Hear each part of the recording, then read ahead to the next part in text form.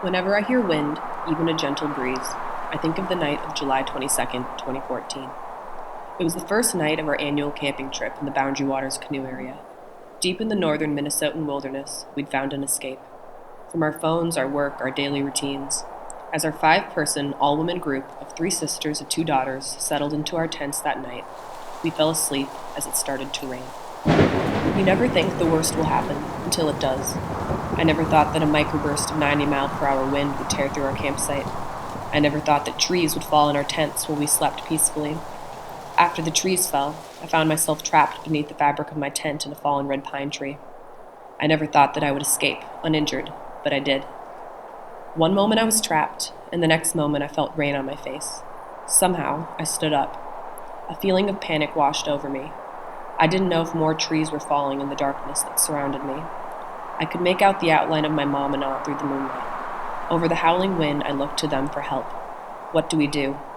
They stared at me blankly from the ground. The fallen red pine tree sat over their bodies.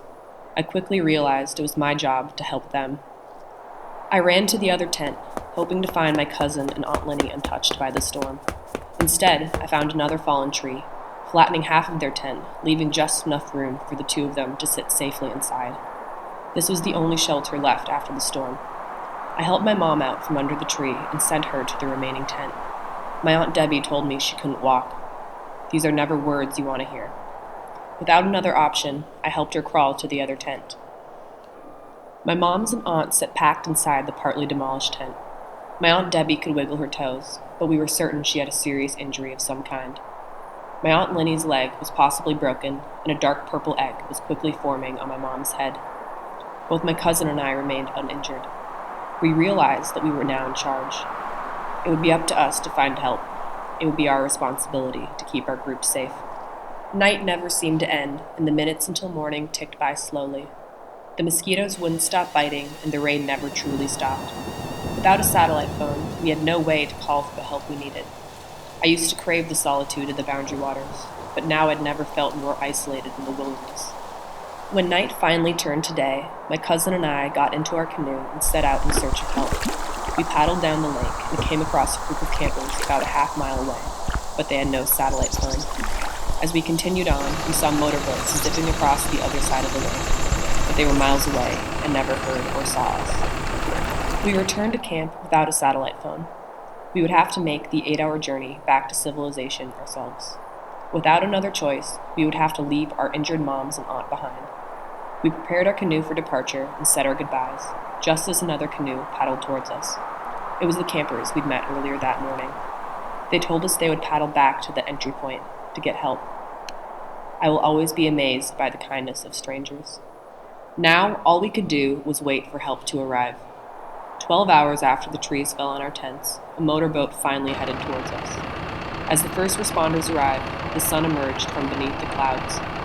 Only minutes after the first boat arrived, another pulled in, and our camp became a frenzy of outfitters and EMS, all baffled that we'd survived. My Aunt Debbie was backboarded onto a float plane with my mom, who was at risk of a serious head injury. They would be flown to the hospital in Duluth, Minnesota, where they would discover that my aunt had a fractured pelvis and my mom had a concussion and some broken ribs. My Aunt Lenny would later discover that she had a leg contusion. As we returned to our lives, the experience began to truly sink in. Every day, I think about how lucky we are to be alive. Every day, I question why I remained without a scratch. The red pine trees that fell in our tents had been standing for hundreds of years. They were once permanent fixtures of the landscape. Yet nothing is ever permanent in nature. Anything can happen, especially when you least expect it. The trees that destroyed our camp pushed our group of 5 to new extremes. At first, I didn't think I would ever go back to the Boundary Waters, but I haven't let my fear stop me from exploring a place I'd grown up loving. The night of July 22nd, 2014, is one I will never forget. I am reminded of it every time the wind blows.